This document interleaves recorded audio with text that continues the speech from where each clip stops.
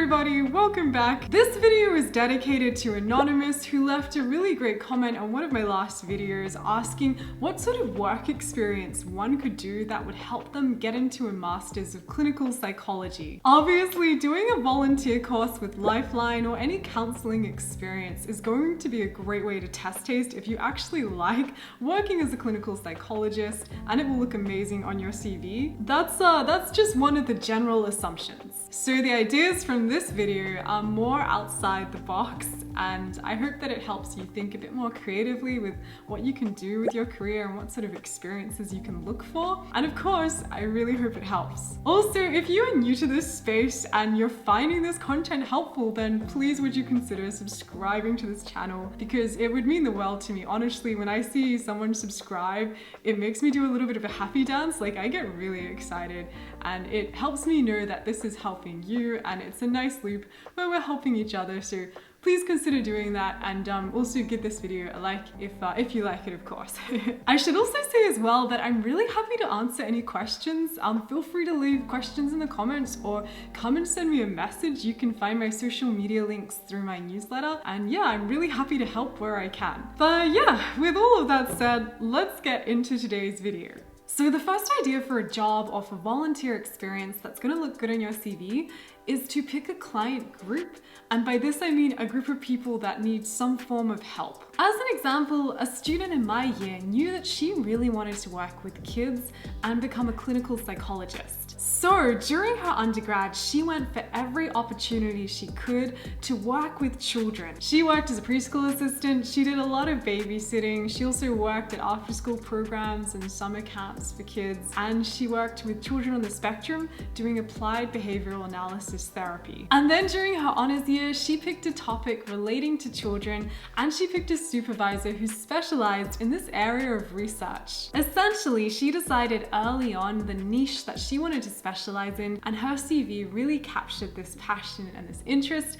and it helped her stand out as a candidate. However, please remember, it is okay if you're not really too sure what client group you want to specialize in working with at this stage. A lot of people don't know during their undergrad. In general though, look for experiences, whether they're paid or volunteer work, that involves helping people. Maybe it's tutoring students, or working in an old folks home, or being an assistant to someone who has special needs. Even if you're not using clinical skills per se, exposure to working with people who need help will give you great insight into what types of clients you want to be working with as a clinical psychologist. This is also a common question that is likely going to come up in an interview for a Master's of Clinical Psychology, where they will ask you, what clients do you see yourself working with? Or, are there any client groups that you'd find difficult to work with? So, any experiences that you can get during your undergrad that involve helping people will give you much better insight into answering this question. The next idea is reception or admin roles. Now, this might sound a bit strange, but hear me out. A big part of working as a clinical psychologist involves some admin. You need to stay on top of client notes, appointments, emails, the list could go on. Basically, you need to be really organized and have strong attention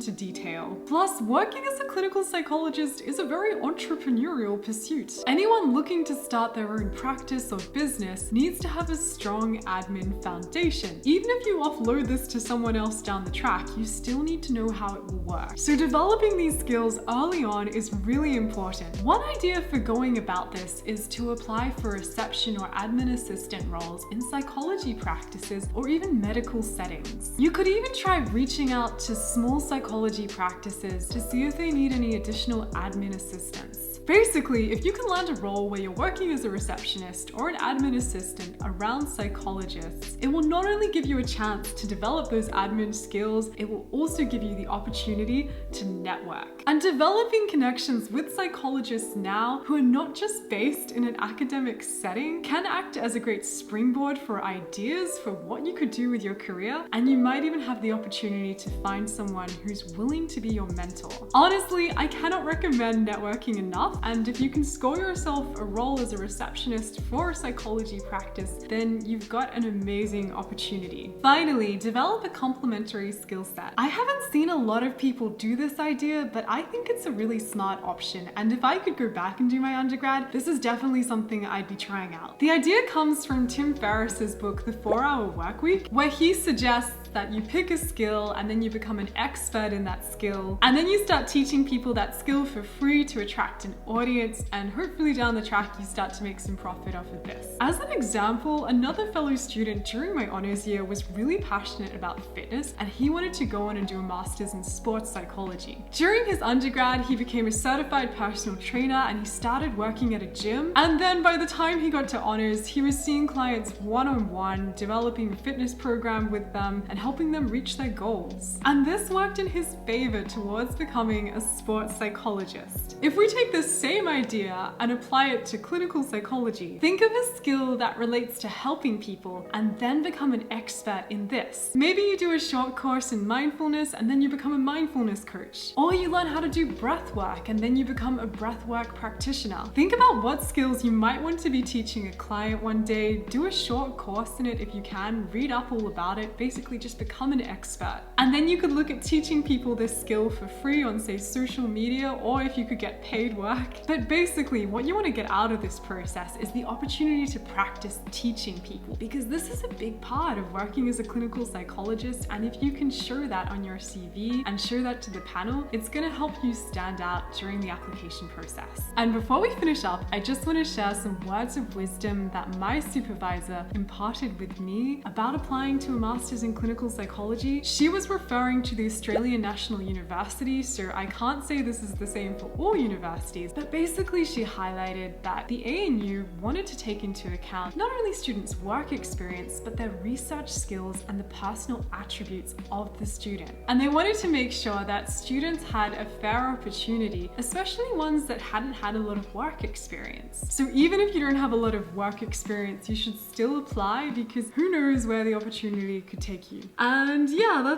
that's everything from me today. I hope that you found this content helpful. I hope that you have an amazing week ahead. Please remember to like and subscribe if you enjoy the content, of course. And yeah, go forward and have a great week. And I'll talk to you guys later. Bye.